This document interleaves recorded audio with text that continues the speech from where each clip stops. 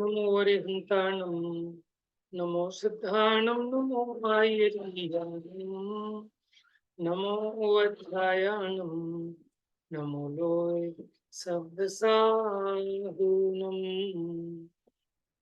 मोक्ष मार्गस्य नेतारं भेतारं कर्म भूभृतां ज्ञातारं विश्वतत्त्वानां वन्दे तद्गुणलब्धये तत्वार सूत्र अध्याय 7वां सूत्र नंबर 11 प्रारंभ हुआ था कि वृत्ति के दो प्रकार के भेद बताए थे, अगार्य नगारश्च। जो घर में रहते हैं, गृहस्थी में रहते हैं, ऐसे वृत्ति वो आगारी है, और जो घर का त्याग करके मुनि हो गए वो अनगारी है। अब प्रश्न करते हैं, पढ़िए, कौन पढ़ेगा?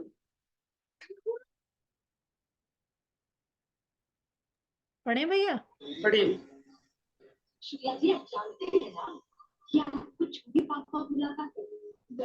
प्रश्न, ऐसा कहने से विपरीत अर्थ की भी प्राप्ति होती है। शून्यागार, देव मंदिर आदि में आवास करने वाले मुनि के अगारी पने का तथा विषय तृष्णा से निवृत्त नहीं होने पर भी किसी कारणवश घर छोड़कर वन में रहने वाले गृहस्थ के अनगारी पने का प्रसंग आता है। देखिए, प्रश्न क्या है कि आपने जो कहा अगारी और अनगारी का लक्षण, इससे तो विपरीत अर्थ की प्राप्ति भी होती है, क्योंकि शून्यागार, देव मंदिर आदि में आवास करने वाले मुनि के अगारी पने का, कि जो मुनि है वो भी कभी कभी धर्मशाला में, ठीक है, किसी बस्तिका में, किसी शून्य पुराने छूटे हुए कैसे मकान आदि में भी निवास कर सकते हैं, तो फिर तो वो अगारी कहलाएंगे। तथा विषय तृष्णा से निवृत्त नहीं होने पर भी किसी कारणवश अगर कोई गृहस्थी घर छोड़कर वन में रहने लगे तो फिर तो वो अनगारी कहलाएगा। तो समाधान। उत्तर, ऐसा नहीं है, क्योंकि यहाँ भाव अगार की विवक्षा है। चारित्र मोह के उदय में जिसके घर संबंधी निर्वृत्तिमय परिणाम नहीं है, वह भाव अगार है। वह घर में रहते समय तो अगारी है ही, किसी कारणवश वन में रहते, नग्न रहते हुए भी अगारी ही है। इसके विपरीत भाव अगारी पने का अभाव होने से शून्यागार, देव मंदिर आदि घर में रहते हुए भी अनगारी है। इस प्रकार विपरीत अर्थ की प्राप्ति नहीं होती है। तो वो कहते हैं कि खाली द्रव्य अपेक्षा से नहीं देखना, ये भाव की अपेक्षा अगारी अनगारी है। जिसके भीतर में घर गृहस्थी संबंधी राग है, भले ही वो वन में भी चला जाए तो भी अगारी है, ठीक है ना। और जिसके भीतर में घर गृहस्थी का राग नहीं है वो वास्तव में अनगारी है। खाली बाहर से घर छोड़ने से मतलब नहीं है। आगे पढ़िए।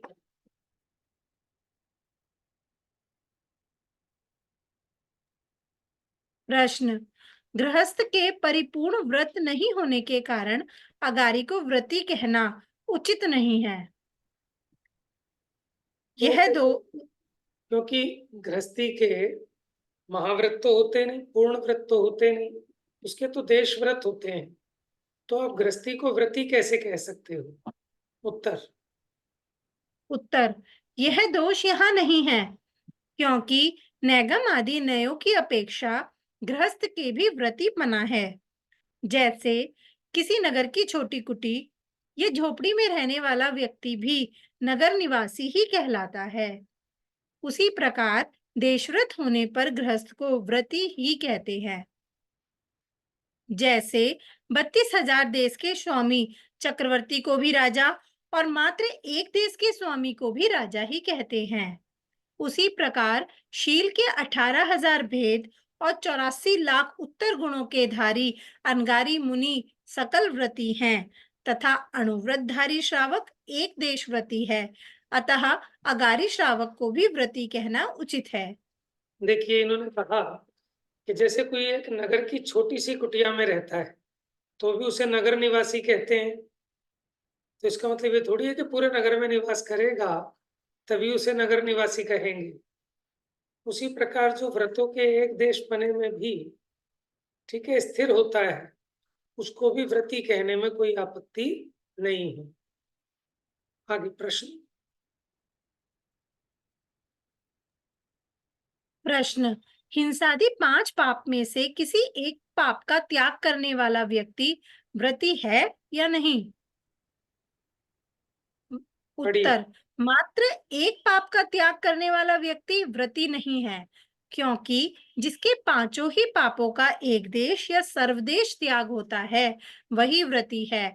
किसी एक पाप का त्याग होता ही नहीं है, उसमें प्रवृत्ति नहीं होना, उसका त्याग जैसा लगना मजबूरी या तीव्र कषाय है, व्रत नहीं। अब देखो कितनी अगारी अच्छी व्रत बात का बताई। ऐसा नहीं होता कि आप एक व्रत ले लें और बाकी ना हो। अगर आपने खाली एक व्रत लिया है बाकी नहीं लिए, तो ये काम या तो किसी मजबूरीवश हो रहा है या फिर किसी तीव्र कषाय के कारण हो रहा है। क्योंकि जिसके भीतर में ज्ञान और वैराग्य होता है, ठीक है ना, कषाय की मंदता होती है, तो उसके सर्व देशों में उसका वो फल दिखाई देता है। जैसे जो अच्छा पौधा होता है, ठीक है, वो सब जगह से ही फला फूला हरा भरा होता है।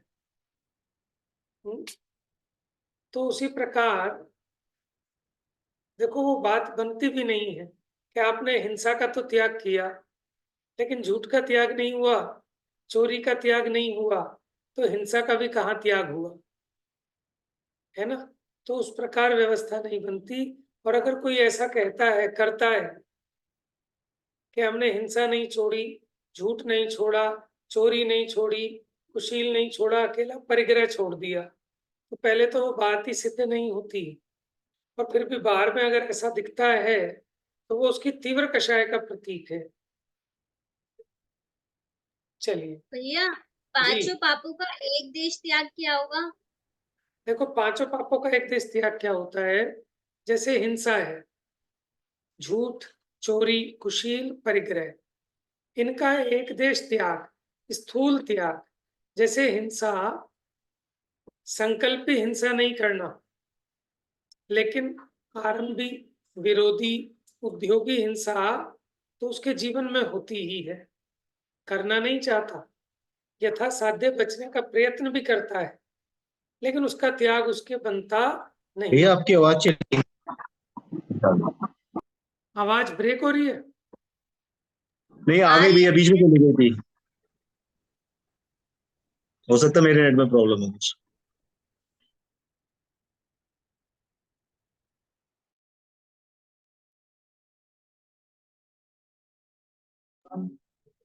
आवाज भैया।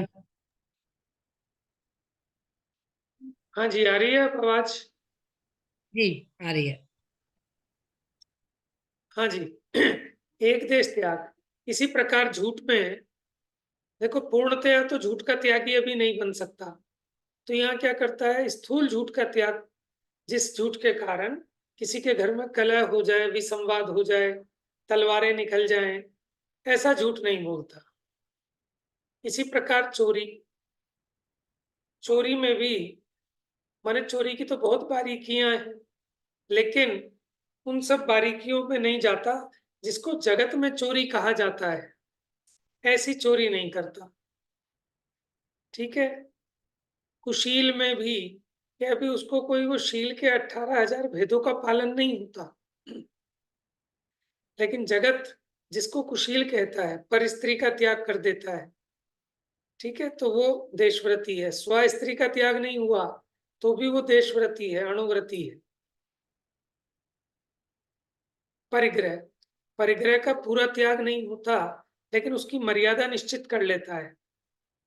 बाह्य परिग्रह की मर्यादा निश्चित कर लेता है, और अंतरंग परिग्रह में अनंतानुबंधी कषाय, मिथ्यात्व, इनके अभाव पूर्वक शेष कषायों का जो माने उसका बल था, वो बल हल्का हो जाता है, ठीक है। इस प्रकार 5 पापों का एक देश त्याग बनता है, और बुद्धिपूर्वक ये जीव 5 पापों का एक देश त्याग करता है तब इसके परिणामों की विशुद्धता इतनी बढ़ती है कि इसको पंचम गुण स्थान होता है।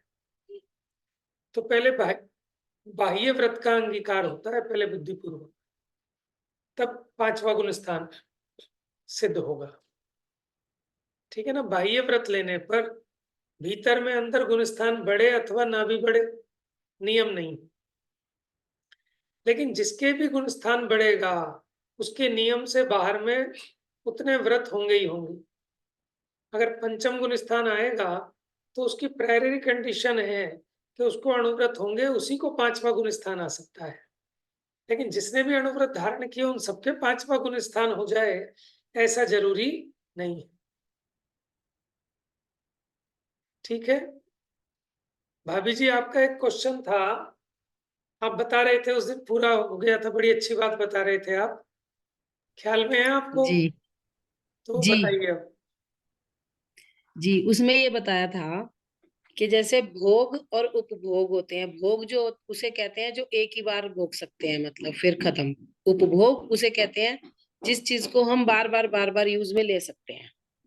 तो उसमें उन्होंने बताया था कि जो पुण्य और पाप होता है, ये दोनों का ही फल हम भोगते हैं। मीन्स ये एक बार भोग के खत्म हो जाता है। तो उसमें फिर सुदीप जी भाई साहब ने ये बताया कि जैसे जो उस जीव की बात हो रही है जिसे सम्यक दर्शन प्राप्त नहीं हुआ है, मिथ्या दृष्टि है, भोगों में लालसा है उसकी, और यहाँ तक कि वो पुण्य भी जितने करता है वो सब भोगों के लिए कर रहा है। मीन्स वो जितने पुण्य के कार्य कर रहा है उसको मोक्ष से कोई लेना देना नहीं है कि भाई मेरे भोगों की पूर्ति हो जाए, मेरी इच्छाओं की पूर्ति हो जाए, मुझे ये मिल जाए, मुझे वो मिल जाए। तो उसको बहुत सारे पुण्य इकट्ठे करने पड़ते हैं, तब जाकर उसको ये है कि बहुत सारे इकट्ठे हो गए। और मिथ्या दृष्टि तो वो है ही, और वो भवनत्रिक में या किसी भी चाहे वो चलो वैमानिक में भी चला जाए तो वो देव गति में चला गया। लेकिन उसमें उन्होंने बताया कि देवंता मतलब उसमें फिर अब उसकी समझ लो देव गति का तो अंत होएगा ही होएगा, वहां जाके भी अगर वो मिथ्या दृष्टि ही रहा तो। यहाँ तक कि उसकी त्रस पर्याय का भी अंत हो जाएगा। इतना भयंकर परिणाम है भोगों को अच्छा मानने का, भोगों में मन लगाने का, या भोगों के लिए ही पुण्य करने का। कोई ये मतलब वो बता रहे थे, कोई ये सोचे भी ठीक है तो हम भोग भोगते रहेंगे, पुण्य करते रहेंगे, भोग भोगते रहेंगे, ऐसी जिंदगी चलती रहेगी, क्या जरूरत है मोक्ष जाने की। कि सही नहीं, बात। इसका इतना भयंकर परिणाम आने वाला है कि तुम्हारा त्रस पर्याय का ही अंत हो जाएगा, स्थावर में जाके तुम्हारा जन्म होगा।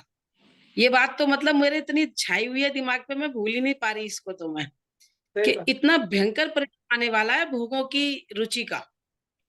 फिर उन्होंने कहा कि भाई किसी ने भी क्यों आने भोग कर की रुचि है तो क्या परेशानी है? भाई परेशानी यही है कि तेरी चीज नहीं है ना, तेरा स्वरूप नहीं है, तेरी चीज नहीं है। तो तू पराई चीज को मांगना चाह रहा है, पराई चीज को भोगना चाह रहा है, पराई चीज को लेना चाह रहा है, तो तुझे इसलिए इतना भयंकर पाप बनेगा उसका। तो भोगों में रुचि रखने का इतना भयंकर परिणाम आता है कि तरस पर्याय तक का अंत हो जाता है। सही बात तो है। ये बात बताई। आप ये देखो ना, साधिक 2000 सागर त्रस पर्याय में रहने का उत्कृष्ट काल है। अगर आप साधिक 2000 सागर में मोक्ष नहीं गए तो फिर नियम से एक इंद्रिय में तो जाना ही पड़ेगा। आपको पता है भगवान महावीर के जीव को जब सम्यक दर्शन हुआ उसके बाद भी वो कितनी बार निगोद वगैरह में भी गए हैं। क्यों? क्योंकि सम्यक दर्शन छूट गया, और सम्यक दर्शन छूटने पर फिर तो ये जीव कहाँ कहाँ भटक सकता है। और सम्यक दर्शन होने के बाद संसार में अधिक से अधिक काल रहे तो कितना अर्धपुद्गल परावर्तन, और अर्धपुद्गल परावर्तन के अनंतवें भाग में अनंत सागर है। बात समझ में आ रही है?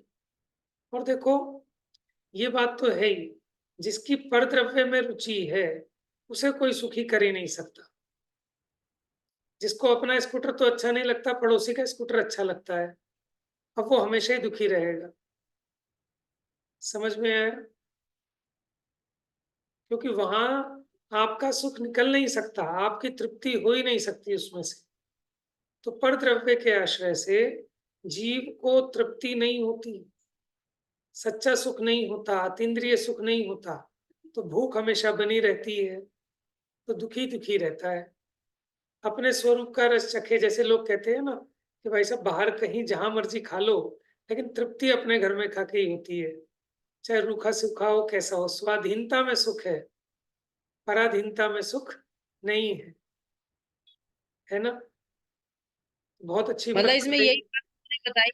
यही बात बताई कि देव गति फिर तुझे भोग के लिए मिली। भोग से मतलब बस अब खत्म, तूने भोग ली, खत्म। अब तुझे नहीं, अब तू, इससे भयंकर और बात क्या होगी कि तेरी त्रसपना तक भी छिन गया। अब तू एक इंद्री में चला गया, अब तुझे कुछ नहीं पता तू कब निकले। और 2000 सादिक की जो बात है, उन्होंने कहा ये कोई नियम नहीं है कि 2000 सादिक हम रहेंगे ही रहेंगे, हाँ, उससे मैक्सिमम पहले है, भी नहीं हो सकते हैं। बराबर। ये तो मैक्सिमम है, अधिक हम्म। से अधिक रहे तो सादिक 2000 सागर, त्रस पर्याय का एक्चुअली ये काल है। प्रश्न बहुत लोगों का होता ही है, और बहुत लोगों का होता क्या है, ज्यादातर लोग तो देखो बस ये अरे भाई हमारे जीवन में सुख साता सी रहे, ठीक है, हमारे परिवार बढ़िया चलता रहे, रोटी पानी अच्छी चलती रहे, हमें और कुछ नहीं चाहिए, हम तो बस इसके लिए ही करते हैं। तो कहते हैं भूल में है भैया, भूल में है, बहुत बड़ी भूल में है। तो ये बता रहे थे सुदीप जी भाई साहब सही कि ये बात, भूल तुझे स्थावर पर्याय में ले जाके पटक देगी, तुझे ये पता नहीं है। क्योंकि बराबर। तू ये जो तू कह रहा है ना, मेरा घर परिवार से अच्छा चलता रहे, बस थोड़ी रोटी पानी की व्यवस्था हो जाए, मेरे बच्चे ठीक हो जाए, मेरा शरीर ठीक हो जाए, तो बता ये सब मेरा मेरा मेरा जिसे तू कह रहा है, ये तेरा कहाँ है? तो तुझे तो हर समय चोरी चाहिए, तुझे तो हर समय लुटेरापंथी चाहिए, तुझे तो हर समय लूट का माल चाहिए। फिर तेरे को कैसे अच्छा फल मिल जाएगा? पुण्य, वो पुण्य भी कहाँ हुआ? वो ये कह रहे हैं ये पुण्य नहीं हुआ, सही बात है। ये भयंकर। देखो, पुण्य भी कहते हैं पवित्रता को, शुभ को, मंगल को, ये पुण्य के पर्यायवाची हैं। लेकिन ये जीव का परिणाम कहाँ पवित्र है, कहाँ मंगल है, कहाँ शुभ है? चलिए, और ये भैया एक वास्तविकता है। क्वेश्चन पूछे। हाँ जी। ये ये कहते हैं ना जैसे 2000 अधिक त्रस पर्याय मिलती है, और ऐसा भी कुछ सुनते हैं कि अनंत अनंत बार इतनी बार मुनि धर्म अंगीकार किया है कि पिच्चियों का ढेर लग गया। तो कैसे दोनों चीज वो होती हैं? हाँ जी, कौन देगा इसका जवाब? हाँ, बताओ भाभी जी आप। इसका जवाब ये है प्रीति जी, कि मैं कोई आजकल की उम्र वाली थोड़ी ना हूँ कि मेरी 10-20 साल उम्र है, या बस 100-200 या 1000-2000। जब मेरी उम्र भी, तो मैं तो अनादि से हूं ना। तो अनादि से जब मेरी उम्र है, तो उसमें 2000 सागर क्या होता है? कुछ भी नहीं है। मतलब एक, अगर आप ये सोचो कि एक लाइन है, पूरे इंडिया की भी लाइन खींचू मैं एक छोर से दूसरे छोर पे, तो उसमें एक बिंदु जितना भी नहीं आता 2000 सागर। इतनी लंबी मेरी उम्र अनादि से बीत चुकी और बीतती रहेगी। और ये सब, ये शरीर क्या है? ये सारी मेरी जेलें हैं। ये शरीर कोई मेरे मेरे पुण्य नहीं है। ये मेरे जो मुझे ये शरीर मिली है, मनुष्य पर्याय स्त्री पर्याय मिली है, ये मेरी जेल है। और ये मेरी सारी जेलें वो सब वही हैं कि जो मैंने विभाव भाव करे हैं, कभी उसमें सुख माना, कभी उसमें सुख माना। तो हम्म, इस तरह से आप तो, जब मेरी इतनी लंबी आयु है, तो उसमें से मैं बार बार कई बार निकल के आ गई। एक बार, पहली बार तो नित्य निगोद से निकल के आई गई। उसके बाद फिर जब मैं जाऊंगी दोबारा, तो इतर निगोद में जाऊंगी, उसे कहते हैं इतर निगोद। फिर उसमें हम बार बार निकल भी सकते हैं। और निकले उसके बाद उसमें फिर हमने मुनि पदवी धारण ना किया, क्या ना किया होगा आप ये बताओ? जब मेरी उम्र का कोई एंड थोड़ी है, मेरी उम्र का और छोर थोड़ी है कोई, तो उसमें तो मैं हर सब चीज पता नहीं कितनी कितनी बार पालूंगी। पर तो ये ये निश्चय है कि मैं कृष्ण नहीं पाया, क्योंकि मैं अभी तक मोक्ष नहीं पहुंची हूँ। बस ये निश्चय है, मैंने अपने आप को आज तक पसंद नहीं किया, ये जरूर निश्चय है। देखो, पसंद दूसरों को ही किया, उसी की जेल इसमें है। ये जो प्रश्न खड़ा हुआ प्रीति को, उसका कारण ये भी हो सकता है कि देखो, इसमें ऐसा नहीं है कि एक बार सादिक 2000 सागर पूरा किया तो फिर वो कभी आएगा ही नहीं त्रस पर्याय में। एक अंतर मुहूर्त में भी एक इंद्रिय से वापस फिर त्रस पर्याय में आ सकता है। जैसे त्रस पर्याय का सादिक 2000 सागर काल पूरा हुआ तो एक इंद्रिय में तो जाएगा, लेकिन फिर एक इंद्रिय से वापस त्रस में आ सकता है, आता ही है। लेकिन एक इंद्रियों में रहने का काल, उत्कृष्ट काल, असंख्यात कल्प काल बताया है, बहुत लंबा काल है। एक इंद्रिय में मुख्य पने तो इसका हेड ऑफिस वही है, जैसे कोई पत्थर जमीन से आपने हवा में उछाला, तो हवा में रहने का काल कितना और जमीन पर पड़े रहने का काल कितना। उसी प्रकार ये जीव का मैक्सिमम टाइम एक इंद्रिय पर्यायों में जाता है। त्रस पर्याय तो ऐसी हैं जैसे कभी किसी ने पत्थर को हवा में उछाला, तो हवा में रहने का जितना काल है बस उतना ही वो त्रसों में रहने का काल है। प्रीति क्लियर हुआ ये कि वो तो रिपीटेशन चलता रहता हाँ है जी, और ठीक है ऐसा भैया। अनंतों बार ये बार बार त्रस पर्याय में आता है। मुनिव्रत धारण करता है लेकिन सुधरता नहीं है, फिर काल पूरा होने पर, और अभी बताया था ना, जरूरी नहीं है 2000 सागरी, अंतर्मूर्त बाद भी मर के चला जाए एक इंद्रिय में। ठीक है। दूसरा, देखो आप ये भी नहीं कह सकते कि आज तक सम्यक दर्शन नहीं पाया। पाकर छूट भी सकता है, और छूटने के बाद मैंने भी आपको भगवान महावीर के जीव का उदाहरण दिया कि उसके बाद गिनाते हैं कि कितने तो वैश्य के भाव, ठीक है, कितने कितने एक इंद्रियों की पर्यायों में गए सम्यक दर्शन छूटने के बाद। तो सम्यक दर्शन होने के बाद भी ये जीव संसार में अर्ध पुद्गल परावर्तन काल तक भटक सकता है। लेकिन ये तो एक शिक्षा की तरह है कि शिक्षा जैसे भूल गए तो फिर बिल्कुल ऐसे हो जाते हैं जैसे कभी कुछ जानते ही नहीं थे। तो ऐसे ही सम्यक तो छूटने पर अधिक काल बीत जाता है तो मिथ्या दृष्टि जैसे ही हो जाता है, अनादि मिथ्या दृष्टि जैसा। ठीक है। तो ठीक। सामान्य से हम ये बात कहते हैं कि आज तक सम्यक तो नहीं पाया इस जीव ने, तो ये सामान्य कथन है। ऐसा भी हो सकता है कि बहुत लोग सम्यक दर्शन करके छूट गया हो, है ना, और फिर लेकिन वो जरूर नियम से सम्यक्त्व को प्राप्त करेंगे और मोक्ष को प्राप्त पाएंगे। ठीक है। और कोई प्रश्न किसी का? भैया एक क्वेश्चन और उठता है मेरे को कि जैसे जो अभव्य मिथ्या दृष्टि है, अभव्य है, और उसके लिए कहते हैं वो 9वें ग्रह तक भी चला गया, तो वो बिना मोक्ष की इच्छा के 9वें ग्रह तक चला जाएगा क्या? मतलब बिना ऐसे आत्मा के सुख के लिए के भी? हाँ, यही तो देखो आश्चर्य है कि ऐसा नहीं है कि इतना उसने पढ़ आगम नहीं पढ़ा होगा। जब उसने मुनिव्रत धारण हाँ, किया, ठीक है, सही उसने बात है। मोक्ष की भी कामना उसने रखी है, लेकिन आप ये देखो ना, ऐसी कौन सी उसकी भूल रह गई कि जिसके कारण इतनी उत्कृष्ट परिणामों से 9वें ग्रह तक गया, और ईमानदारी से गया है। अगर ईमानदारी ना हो तो 9वें ग्रह ना जाए, अगर भीतर में छल कपट हो तो 9वें ग्रह में नहीं जाता। ये तो सावधान करने के लिए है। लेकिन आप ये मत समझना कि ऐसों की बहुत बहुलता होगी, है ना, कि कोटि जन्म तप तपे ज्ञान जैसे वो कहते हैं। तो ये तो आपको समझाने के लिए कि आप अकेले क्रियाकांड में संतुष्ट मत हो जाना, ठीक है ना, सावधान करने के लिए। लेकिन कोई उसी को मुख्य कर करके अपना कॉन्फिडेंस लूज करे, ठीक है, तो ऐसा भी नहीं करना। ये तो आपको नियम बता दिया कि भाई ऐसा जरूरी नहीं है कि किसी ने मुनिव्रत धारण कर लिया तो वो भव्य ही होगा। ऐसा नहीं, अभव्य भी मुनिव्रत धारण कर सकता है और करता है, और इतने बढ़िया तरीके से पालता है कि 9वें ग्रह तक चला जाता है मरण करके। ठीक है ना। लेकिन कहाँ जीव के अभिप्राय में सूक्ष्म भूल रह जाती है, वो उसके भी पकड़ में नहीं आ पाती। ठीक है ना। लेकिन ये तो आप समझना, ये एक्सेप्शन है। हम तो उपदेश यही देंगे कि आप जो भगवान ने मार्ग बताया है, आप उस व्रत तप को अंगीकार करो, आपका नियम से मोक्ष होता ही है। कदाचित किसी के ना हो तो ना हो, उसकी मुख्यता करके हमको स्वच्छंदी बने रहना योग्य नहीं है। कुछ लोग कहते हैं मुनिव्रत से क्या होता है, अनंत अनंत बार इस जीव ने धारण कर लिया, ठीक है ना, लेकिन अभी तक तो मोक्ष गया नहीं। तो दोनों बातों का ध्यान रखना। जैसे लोग कहते हैं कि जीव ने इतना श्रुत का अभ्यास किया, ठीक है, फिर भी इसकी मुक्ति ना हो, अभव्य को भी 11 अंग 9 पूर्व का ज्ञानी हो सकता है।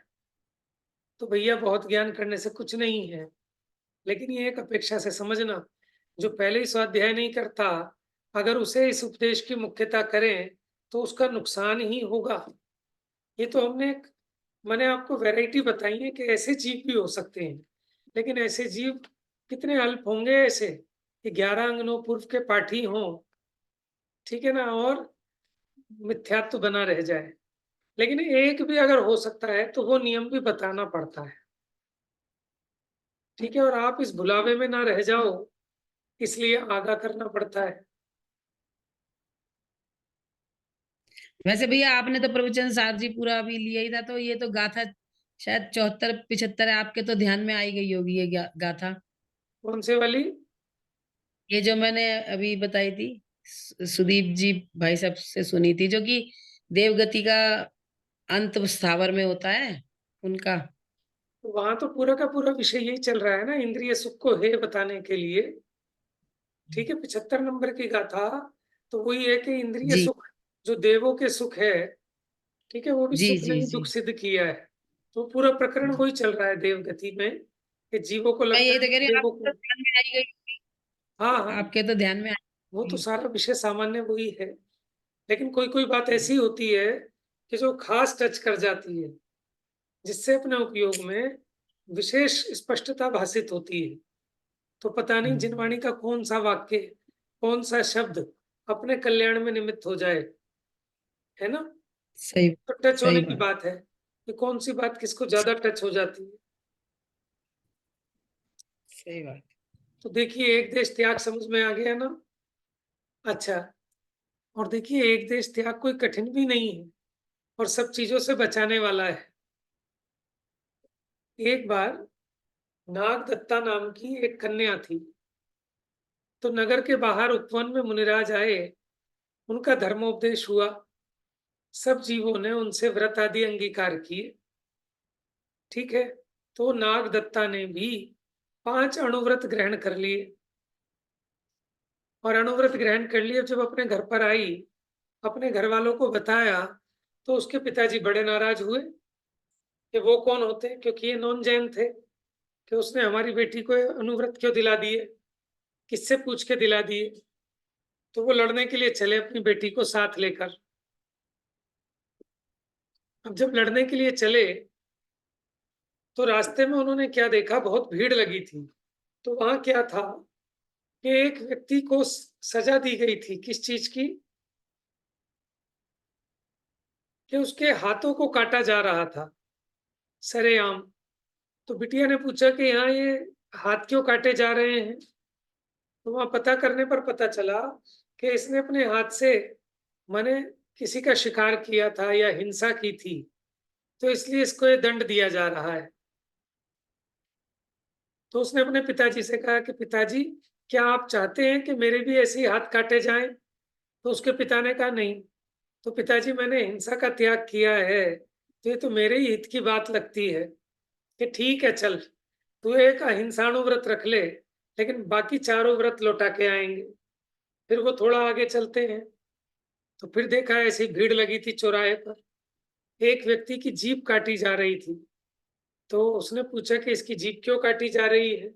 तो फिर वहां पता चला कि इसने ऐसा झूठ बोला कि जिससे किसी को मृत्युदंड मिल गया। तो उसने कहा, हाँ पिताजी, झूठ बोलने का इतना अपराध और इतना दंड होता है, तो क्या आप चाहते हैं कि आपकी बेटी की भी जीभ ऐसी काटी जाए? तो उन्होंने कहा, नहीं बेटा, बिल्कुल नहीं चाहता। तो पिताजी, ये जो मैंने अनुव्रत धारण किया है, कौन सा? सत्यानुव्रत, ठीक है ना, मैं स्थूल झूठ नहीं बोलूंगी। तो ये तो मेरे लिए कल्याणकारी प्रतीत होता है कि ठीक है, तू चलिए व्रत भी रख ले, लेकिन बाकी तीनों तो लौटा के आएंगे। तो आगे आप कहानी समझ गए होंगे कि एक एक जगह जाते गए और ये सब चीजें सामने आती गई। तो उसने कहा, चल कुछ नहीं, लेकिन उलाना तो दे के आऊंगा। अब जब उलाना देने गए, तो मुझे अच्छे से याद नहीं है, क्योंकि इस जैसी एक और भी कथा है। तो उन्होंने कहा कि मैंने तुम्हारी कन्या को व्रत नहीं दिए, मैंने तो अपने शिष्य को दिए हैं। तो उन्होंने कहा, अपने शिष्य को या भांजे को? तो उन्होंने उसके सर पे हाथ रखा, और उसने वेद पुराण और गाथाएं सुनानी चालू कर दी, धमाधम धमाधम। और माने सभी लोग वहां देखकर हैरान। तब उन्होंने बताया, ये पूर्व पर्याय में अग्निभूति वायुभूति उसकी कोई कहानी है पुरानी, कि वो भांजे थे और इन्होंने उनको पढ़ाया था सब कुछ। ठीक है, तो वो विद्या इन्हें वापस याद आ गई। तो उन्होंने कहा मैंने तुम्हारी कन्या को नहीं दी है, मैंने तो अपने शिष्यों को दिए हैं। समझ में आया? तो आप ये देखो ये अणुव्रत कितने उपयोगी हैं, हमें कितने पापों से बचा लेने वाले हैं। माने अगर कोई कहे कि साहब शराब का त्याग कर दो, तो नहीं नहीं हम शराब का त्याग नहीं करेंगे, पीते भी नहीं लेकिन त्याग भी नहीं करते, तो इसका मतलब उसको पीने की कहीं ना कहीं अंदर में छुपी हुई इच्छा बैठी है ना। और त्याग किए बिना परिणामों में दृढ़ता नहीं आती। जैसे मानो आप रात्रि में पानी नहीं पीते लेकिन त्याग भी नहीं है, ठीक है, तो मौका पड़ेगा तो आपके परिणाम अवश्य गिर जाएंगे। ठीक है, और अगर आपने नियम लिया है तो कितनी विपरीत प्रतिकूलताएं आए, आपके परिणाम डाउन नहीं हो सकते और सामने वाला भी आपको जबरदस्ती और जिद नहीं करेगा, है ना। अपने परिणामों की सुरक्षा के लिए हमें नियमों के सुरक्षा चक्र में रहना चाहिए। मच्छर ना काटे इसके लिए मच्छरदानी लगाते हैं ना, तो ये आपदाएं और विपत्तियां ना आए इनके लिए हमें ये व्रत और नियमों का सुरक्षा चक्र रखना चाहिए। बड़े पंडित जी कहते थे कि अगर आप अपने नियमों की रक्षा करेंगे तो ये नियम आपकी रक्षा करेंगे, और आप देखना आपके जीवन में आपको बहुत सारी जगह पतन से बचा लेते हैं आपके छोटे छोटे नियम। समझ में आया ना। तो ये अणुव्रत तो आपको भैया आज की डेट में हम जैसे लोग मतलब देखो शुगर बीपी थायराइड इन बीमारियों से इतनी उम्र के बावजूद भी इसीलिए बचे हुए हैं कि हमारा रात्रि भोजन का त्याग है या ब्रेड का त्याग है या चाय का त्याग है या इन चीजों का त्याग है। तो मतलब कहीं भी जाओ तो देखो हमारी मेरी उम्र के लोगों को अक्सर 2-3 बीमारियां तो पैट हो चुकी हैं। और मैं अगर किसी वैद्य जी के पास भी जाऊं कि ना भाई मैं शुगर नहीं है तुम्हें बीपी नहीं है थायराइड तो होगा मैं नहीं थायराइड भी नहीं है। अच्छा कौन सी गोली रोज खाते हो मैंने कहा जी हम कोई गोली रोज नहीं खाते। कह रहे बढ़िया है क्या करते हो तुम ऐसे तो ये नियमों ने ही तो बचाया हमें। सही बात सही है। बात है आपकी बिल्कुल। आजकल जो है ना सारे डॉक्टर भी कहने लगे हैं अब तो कि 6 साढ़े 6 तक भोजन कर लो, उसके बाद भोजन मत करो। लेकिन हम तो एक दूसरी और आगे की बात लेके चलते हैं कि चलो कदाचित ऐसा भी देखा जा सकता है कि कोई रात्रि भोजन का भी त्यागी हो फिर भी उसके शुगर पाई जा सकती है, बीपी पाया जा सकता है, तो एक्सेप्शन भी मिल सकते हैं। लेकिन इससे घबराना भी नहीं। आप ये सोचो अगर ये रात्रि में खा रहा होता तो क्या सही होता? तब तो मर गया होता और भी बेकार हो गया होता। बात समझ में आ रही है ना। लेकिन हम अपने परिणामों को डाउन कर लेते हैं, तो डाउन नहीं करना चाहिए। देखो कमाना तो धन बढ़ाने का ही कारण है, उसी प्रकार जितने भी आपके व्रत नियम संयम है ये सुख के ही कारण है। आपके परिणामों की मंदता होने से पुण्य का भी आश्रय बंद होता है और शरीर की भी अनुकूलता और स्थिति सही बनी रहती है। मुख्य बने तो ऐसे ही है। लेकिन अगर किसी पर कर्जा ठीक पुराना बहुत हो तो वर्तमान में कमाई भी दिखती नहीं है, तो किसी पे पुराना पाप भैया बहुत अधिक हो। जी। अभी एक रील आई थी कि भैया तुम एक दिन होली पे रंग से डर रहे हो और साल के 365 दिन तो तुम खा रहे हो। जितने भी रेस्टोरेंट हैं बाजार हैं इनकी अगर सब्जियां देखो रोज एक जैसे रंग की कैसे बन जाती हैं। हमारी तो नहीं बनती घर में एक जैसे कलर की सब्जियां क्योंकि वो तो रोज कलर डालते हैं वो तो बाहर खाने वाले रेस्टोरेंट में खाने वाले या बैंक्वेट में खाने वाले। हम तो उन सारे रंगों से जहरों से सबसे बच गए ना। सही बात। तो ये तो बहुत हमारे फायदे के ही है ये नियम बहुत ज्यादा फायदे के। तो बिल्कुल सही इसलिए कहा आपने। हमें बुद्धिपूर्वक जितना पापों से बचें, ठीक है ना, तो हमारे लिए कितना मतलब हम सुखी रहेंगे। आपको कुछ और मंत्रों की जरूरत नहीं है, पवित्र मन सबसे बड़ा मंत्र होता है। ठीक है ना, आप अपने आत्मा को राग द्वेष से बचाएंगे और जीवों की दया पालेंगे, ठीक है, आपका कभी कोई अनिष्ट नहीं हो सकता, कोई क्लेश नहीं हो सकता। अमोघ औषधि है, ये सब दुखों की दवा है।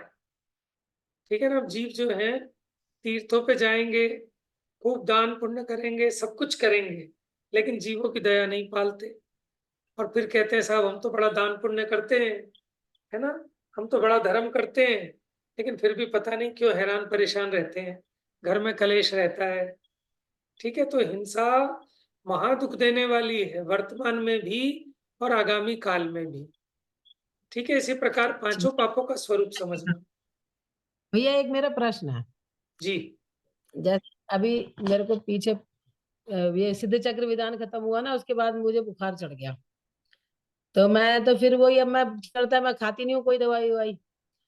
तो बच्चे बहुत पीछे पड़ते हैं, खाओ खाओ मम्मी, एक बुखार हो रहा है, ये ले लो, वो ले लो, ये डोलो ले लो, फलाना ले लो। तो जैसे मैंने नहीं ली तो देखो, एक दो दिन तो थोड़ी थोड़ी वेदना तो रहती ही है। अगर कुछ ना लो, तुम खाली पानी पे हो, तो थोड़ा सा शरीर की भी अशक्तता आती है, पड़े रहो। तो बच्चों का एक प्रश्न था, पर वो बच्चों का क्या, मुझे भी वो प्रश्न सही लगा, इसीलिए पूछ रही हूँ कि मेरे भी दिमाग में क्वेश्चन आया कि अगर हम जैसे दवाई खा लें और ठीक हो जाए, तो मतलब इसमें आगम की दृष्टि से क्या प्रॉब्लम है? कोई प्रॉब्लम नहीं है, कोई प्रॉब्लम नहीं तो है। फिर आगम तो बस ये कहता है कि अवक्ष औषधि मत खाना।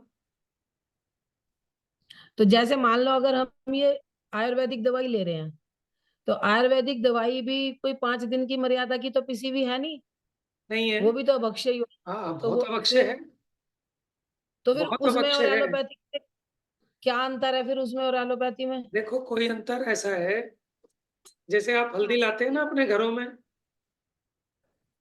और बहुत ढूंढनी पड़ती है तब मिलती है साफ सुथरी हल्दी, नहीं तो बीजे भी मिलती हैं, और उसमें कितने जीव पैदा हो जाते हैं। हल्दी में आप लाओ, देखो साबुत हल्दियां, आपको हम तो सोंठ नहीं फ्रीजर में मिलेगी साफ।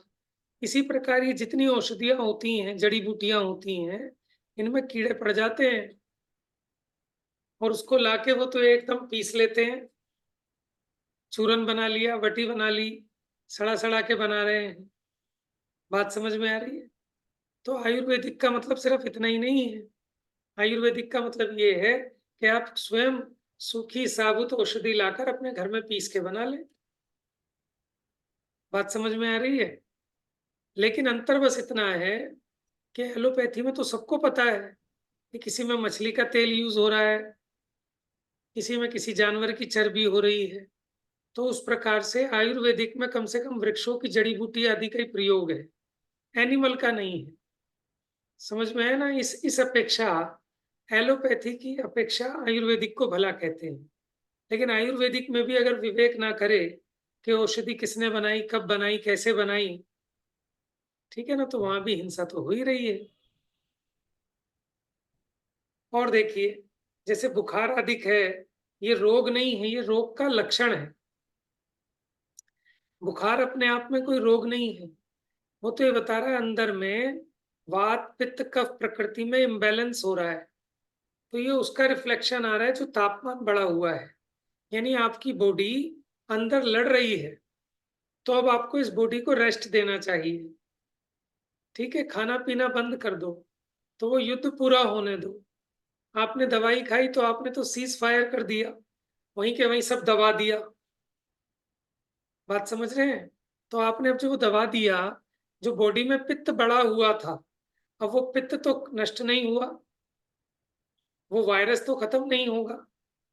और जब क्या होता है, जब आपको बुखार हाई जाता है 4-5, तो जितना बॉडी में पित्त बढ़ा हुआ था, उस पित्त का शमन तभी हो सकता है जब तेज बुखार आए। अगर आपकी बॉडी में तेज बुखार नहीं आएगा, तो वो पित्त शमित नहीं होगा, फिर उससे नई नई बीमारियां आती हैं। फिर आदमी कहते हैं कैंसर कैसे हो गया, ये थायराइड कैसे हो गया है, ये रसोली कैसे हो गई। तो ऐसे अनेक अनेक प्रकार के उसके फिर ये रिजल्ट सामने आते हैं। बात समझ में आ रही है ना? औषधि का निषेध नहीं है। देखो, आप जो भोजन कर रहे हैं वो भी तो औषधि है, क्षुधा रोग की औषधि है ना भोजन, तो सब खाते हैं। अब आप मान लो लिक्विड ले रहे हो तो वही औषधि है उस समय, जिस समय आपका शरीर काम नहीं कर रहा। आप नारियल पानी पी रहे हो ना, तो वो औषधि से कम है क्या? वो शुद्ध सात्विक औषधि है।